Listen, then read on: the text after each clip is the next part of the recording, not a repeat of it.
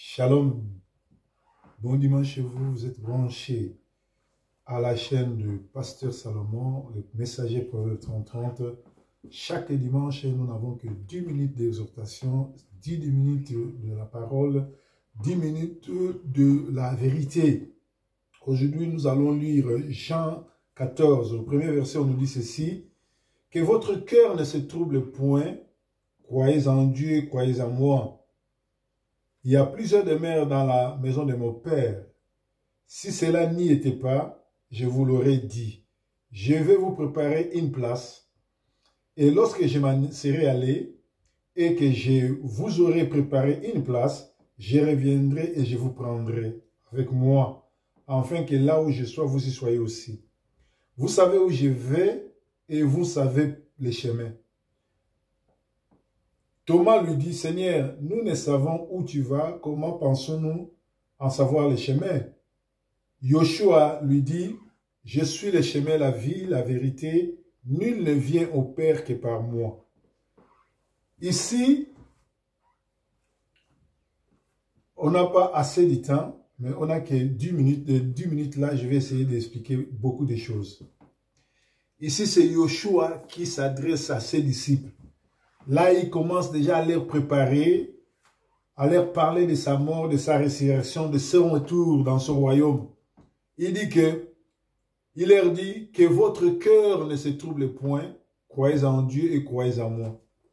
Celui qui croit en Dieu doit connaître le véritable nom de Dieu. Parce que nous sommes au moment où Dieu cherche les adorateurs en esprit et en vérité. L'Église est attaquée, l'Église est infiltrée, tous les sorciers, tous les gens de mauvaise cœur, tous les aventuriers se proclament évangélistes, pasteurs, prophètes et tout, ils sont dans l'Église. Donc Dieu lui-même avait dit que l'Église dans les derniers temps sera le théâtre du diable où le diable viendra s'asseoir dans l'Église pour se proclamer Dieu. Aujourd'hui, allez dans tout ce que vous appelez dénomination église, vous verrez que les sorciers, les charlatans, les aventuriers, ce sont eux qui règnent. Les gens qui vont dans les églises, ils fréquentent l'église, mais ils n'ont pas l'amour du prochain. Ils fréquentent l'église, mais même leur façon de parler, même façon, ils n'ont pas l'hospitalité, ils n'ont pas l'accueil, ils ne savent pas orienter les gens, ils ne savent pas bénir les frères, les veuves, les orphelins, les opprimés.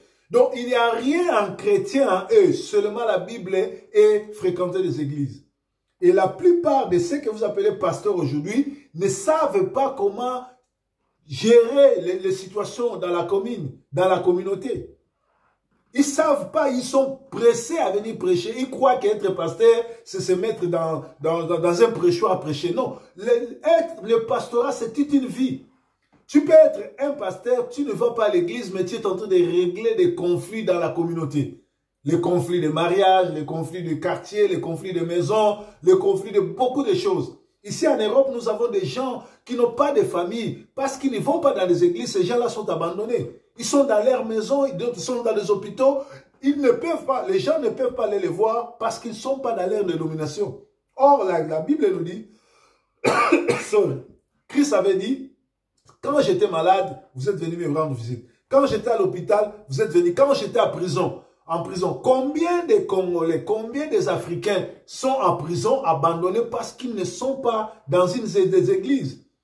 Les gens qui se disent église, les gens qui se disent pasteur, ils n'ont pas l'amour. Ils ne préparent même pas les gens pour hériter le royaume de Dieu. Nous sommes au temps de la fin. L'église doit être christocentrique, c'est-à-dire tout doit être centré sur Christ. D'abord, vous ne connaissez pas le nom de Dieu. Aujourd'hui, les gens appellent Jésus-Christ Dieu. Le vrai nom de Jésus-Christ, c'est « Je suis ». Jésus-Christ n'a jamais été le nom de Dieu. Non, c'est un nom inventé par les Romains. Et c'était un démon, un mot démoniaque. Mais ça m'écoeure aujourd'hui les gens qui vont à l'église, qui disent qu'ils prient, ils ont vu Dieu, ils continuent à prier le nom de Jésus. Non. Le vrai nom qui sauve, c'est Yoshua Mashiach. C'est Jésus Christ. C'est je suis. Adonai, Elohim, El Shaddai. Il a dit, je m'en vais vous préparer une place. Nous sommes des passagers sur cette terre. Nous sommes des voyageurs. Nous n'avons pas assez de temps sur cette terre. Le temps nous est imparti. Nous sommes venus pour nous qualifier à hériter le royaume des cieux. Nous ne sommes pas venus ici pour acheter des maisons, rouler carrosses. Je ne suis pas contre ça. Ça ne doit pas être le souci d'un chrétien. Les chrétiens, un enfant de Dieu, celui qui connaît Dieu, cherche d'abord à aller au ciel. Il va chercher à aller au ciel comment? En aimant Dieu et en aimant son prochain. Il n'y a que des commandements. Après, Christ a divisé ça, a partagé ça en 10. En réalité, il n'y a que l'amour de Dieu et l'amour du prochain. Parce que si tu aimes ton prochain, tu ne vas pas les calomnier, tu ne vas pas prendre sa femme, tu ne vas pas lui voler, tu ne vas pas les tuer. Tout cela, il n'y a que deux commandements. L'amour de Dieu, si tu aimes Dieu, on ne te forcera pas à donner. Nous prenons charge des veuves, des opprimés. On envoie de l'argent au pays pour aider les orphelins des gens que nous ne connaissons pas. C'est-à-dire, personne ne nous force, ça vient de nous-mêmes. La personne qui vous parle, je suis en train de construire un temple pour l'Éternel. Il y a d'autres qui construisent les hôtels, les hôpitaux, les flats, mais moi, je vais dédier les temples à l'Éternel à Ansélé. Avec mon argent, j'ai construit cela. Pourquoi? J'ai lu dans la Bible, il y a quelqu'un qui voulait le miracle. Dieu ne voulait pas lui donner le miracle. Les apôtres sont venus lui dire, il mérite cela parce qu'il a construit notre temple. Cet homme-là a eu le miracle parce qu'il a investi. Aujourd'hui, nous avons des gens qui se disent pasteurs, qui se disent prophétesses, évangélistes. Ils ne font même pas les dons aux malades, les dons aux veuves, les dons aux opprimés. Ils prétendent connaître Dieu. Le Seigneur dit, moi, il y a la place. Au ciel, il y a la place. Je m'en vais vous préparer l'endroit au ciel. Aujourd'hui, même les pasteurs, même les prophètes ne pensent plus au ciel. Ils disent que c'est trop loin. Rassasions-nous ici, jouissons-nous ici, cherchons à avoir beaucoup d'argent ici. Et après, on verra. Bien-aimés, après cette vie vient le jugement. Après le jugement, Christ viendra comme juge, comme le grand procureur de la République. Il viendra pour juger. Il n'y aura pas le pardon, il n'y aura pas la complaisance. Si tu échoues, tu vas à l'enfer. C'est le temps de vous conformer à la parole, de vous repentir. Tu n'as pas été appelé, ne va pas prêcher la parole, ne force pas. Si tu te dis pasteur, montre-nous le fruit digne de la repentance. Tu ne peux pas être pasteur et continuer à jouer avec Dieu, continuer à dribbler les gens, continuer à être méchant. Dieu dit à ses disciples, je m'en vais vous préparer l'endroit. Vous connaissez la vérité vous affranchira. Comment les gens qui ont Dieu, les gens qui se disent chrétiens, les gens qui se disent chaque dimanche ils vont à l'église, ils n'ont pas la vérité dans leur bouche. Ils n'aiment pas la vérité.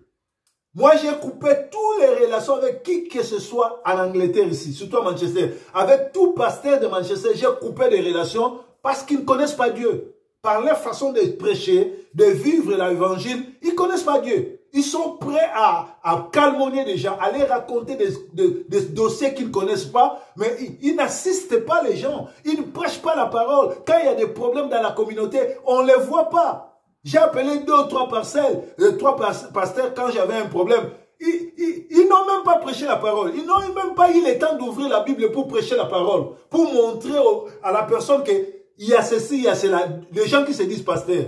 Mais on les voit chaque jour devant les chaînes de télévision avec la Bible pour prêcher la parole. Quand tu prêches la parole, tu n'arrives pas à sauver une âme. Tu n'arrives pas à sauver quelqu'un qui va dans la perdition. Comment tu es devenu pasteur? Qui vous a fait de vous des pasteurs? Comment vous êtes devenu des pasteurs? Bien-aimé, j'ai coupé toutes les relations. Et je crois qu'en Angleterre, il y a plein de bons pasteurs. Il y en a plein. Tous ceux qui passent là sur vos chaînes de télévision et les journalistes et les pasteurs, des aventuriers, des gens qui ne connaissent pas Dieu. Et bientôt là, ça sera, Dieu viendra comme juge. Il viendra pour juger. Bien-aimé, moi j'ai été plusieurs fois au tribunal, que ce soit à Kinshasa, à Brazzaville, ici, en Angleterre. J'ai vu quand le juge tape le marteau là, il dit, tu es guilty, condamné, tu es condamné. 15 ans de prison, 15 ans de prison. Quand Jésus viendra, il viendra avec sa robe de juge. Il viendra comme le roi de procureur de la République. Il vient pour lire la Bible. Non, il ne vient pas pour lire la Bible, il vient pour lire la loi. Si tu es condamné, tu es condamné. Et ça sera pour l'enfer. Repentez-vous. Repentez-vous. Repentez-vous. Christ est la vie et le chemin. Si tu es de Christ, montre-nous ta vérité. Suis la vérité. Nous avons ainsi prié au nom de Yeshua Mashiach. Bon dimanche à vous tous. Merci.